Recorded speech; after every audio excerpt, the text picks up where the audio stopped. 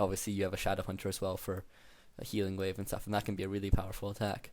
And that works well with Demon Hunter. But I imagine it would work well with a Keeper of the Grove as well, because just the Keeper of the Grove would just increase the focusing power, which is so useful against the Death Knight especially.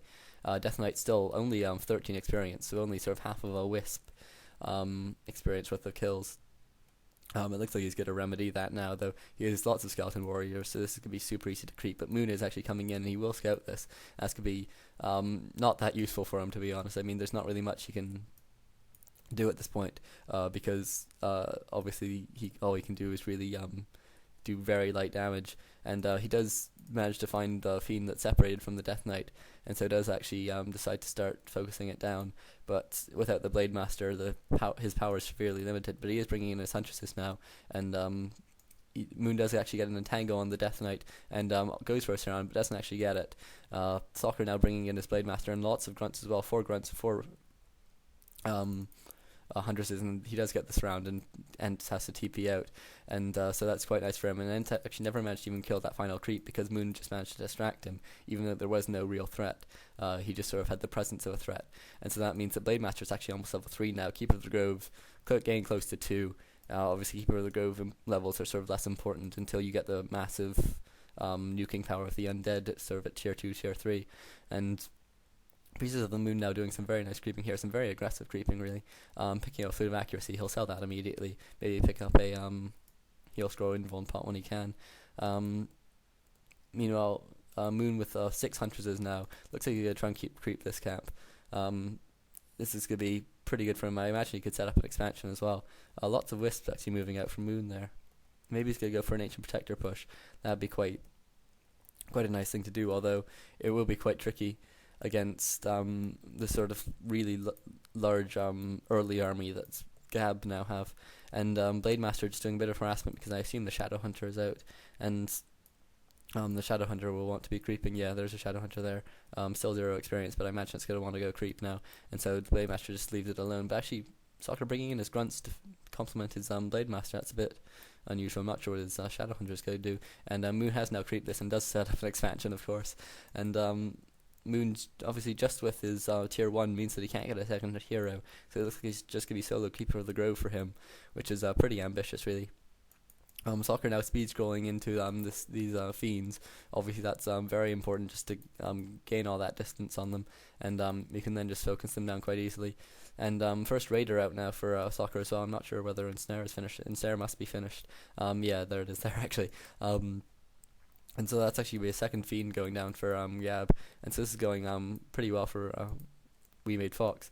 A bit of Huntress battle here. Moon severely outnumbered and also out-auraed, and so he does have to run away. 0-0 upgrades for Gab, but for ThomasG, but 1-0 upgrades for Moon, and I think that's a pretty sensible thing. And meanwhile, it looks like ThomasG is setting up an Ancient Protector in his base. He's clearly wary of some sort of aggression, and so he's just going to play it safe. He is staying at tier 1, and he's probably learnt from last time that Soccer with a bunch of Raiders can really do some damage, but this Death Knight does get hexed and goes down, and that it's still only level 1, which is sort of oddly fortunate for him, which means he's going to be back fairly quickly. Lich is actually now out, so maybe Frost Armor would be quite nice at this point, but it looks like it's not going to be too useful anymore, because Ent has moved well within his space, and Moon now being chased away by Huntresses. He does have Huntresses of his own, and he does just sort of entangle focus, and then he might just try and win this through better micro. I'm not quite sure. Level 3 now on the Keeper of the Grove. Level 3 already on the Priestess of the Moon though, and does have a healing scroll as well, so that's going to be very useful for him. Meanwhile, Ent's camping in his base, and Soccer is finishing off the remnants of that creeping, picks up a greater healing potion. That's very nice for him. And 1-1 upgrades now for Moon. That's what I think ThomasG should have had last game, but he didn't apparently. And now salving up his Keeper of the Grove. That's good. So useful to have an orc on your team, just for all the benefits that are afforded you by having a Voodoo Lounge. And it looks like it's going to be a 2 versus 1 battle now, and ThomasG realizes this isn't a good idea, and so immediately TP's out, and looks like he's going to actually not lose any units. But meanwhile, Moon's expansion just finishing now, and obviously he'll start massing up those Wisps and really getting the economy long game advantage.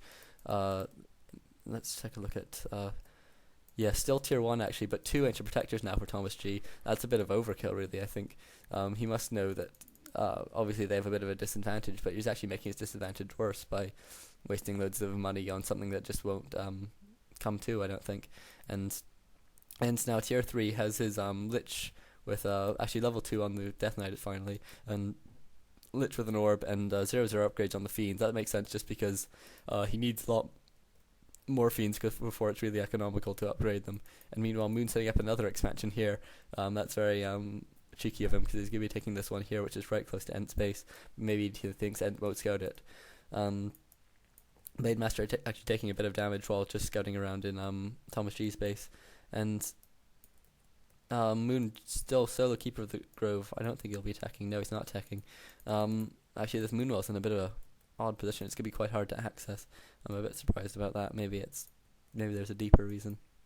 And 0/0 upgrades for Soccer. I doubt he has a War Mill down yet. Oh, actually he does. But no, where's his Kodo then? He should have oh, there's the Kodo there. Yeah.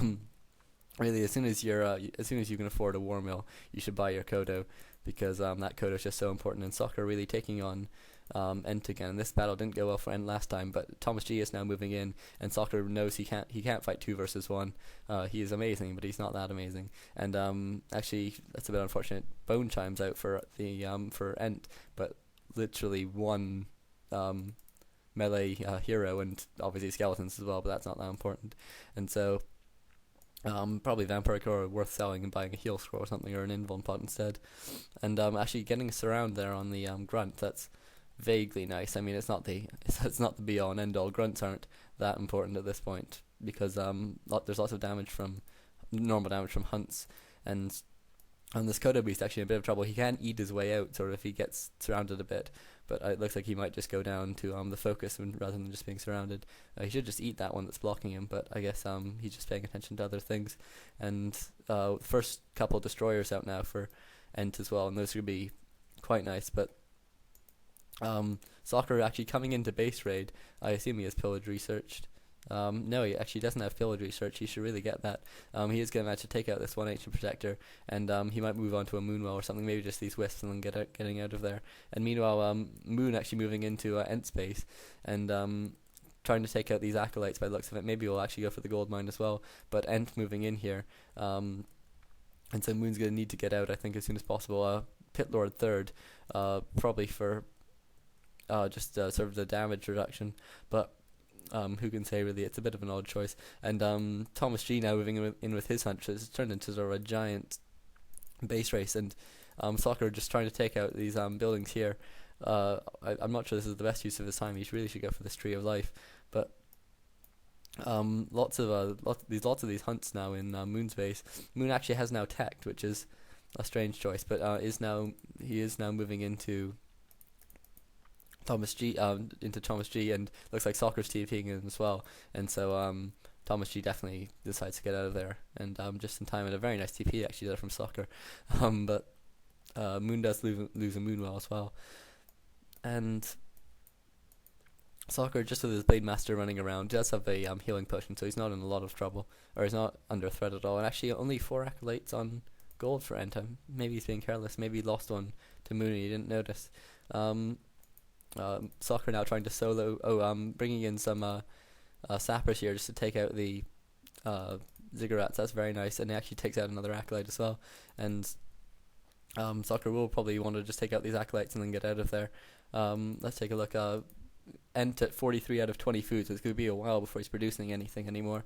And it looks like Thomas G is now moving back in with actually Ent as well, and so it looks like this is going to be sort of a decisive push for them. If they can actually win this, then that's going to be very much in their favor. But I think they might just be Moon and Soccer might try and base race them because they have expansions and their opponents don't, so they can just spend some time taking out the bases in full knowledge that their economy is going to be fine at the end of this. And Soccer actually now bringing in loads of raiders just to take out these Ancient of Wars, and once they're down, really the rest of the base is quite easy. Thomas G putting down some more Moonwells around his Tree of Life. Obviously he wants to protect it from focus for as long as possible, but I don't think that's going to work for long. And Gab obviously have given up on this attacking the base, and Moon is rebuilding his expansion now, or rebuilding his main, sorry. And Moon actually with 3 ancient protectors in his base as well. That's going to be so nice against the Huntresses that ThomasG is really going to need to be careful with his micro. And I'm not sure if we made Fox are at any point going to TP in, or if they're just going to continue with this base race. 'Cause I think they probably could just win it with just the base race. But Soccer just with Shadowhunter and his Raiders just completely destroying ThomasG's base. And really need to find a way to engage. There's the TP there. They really need to find a way to engage We Made Fox, because they just can't win this otherwise. And a nice TP in there by ThomasG, and Moon needs to TP out immediately. And these Huntresses are hidden, so they will be okay. And Black Citadel down to only 766 hit points, so that's a big threat for them for Gab if they